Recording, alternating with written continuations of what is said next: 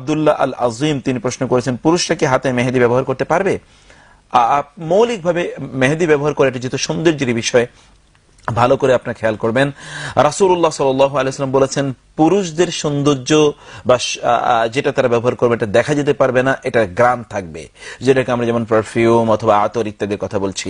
আর নারীদের সৌন্দর্যের উপকরণ হলো যা দেখা যাবে, দৃশ্যমান হবে, কিন্তু সেটার সুগন্ধি ছড়িয়ে পড়বে না। যেমন পারফিউম নারীরা ব্যবহার করে, তারা বাইরে যাবে না। অতএব আমরা যে মেহেদির কথা বলছি, এটি তো একটা দৃশ্যমান সৌন্দর্য, অর্থাৎ পুরুষরা ব্যবহার করলে পুরুষের তার হাতে অথবা তার অন্যত, বিশেষ করে হাতে এই মেহেদি পড়ে পুরুষরা, আমরা বলছি তাদের হাতে কিন্তু দৃশ্যমান একটা রং লেগে আছে, অথচ এই রংটা ব্যবহার করার কথা নারীদের।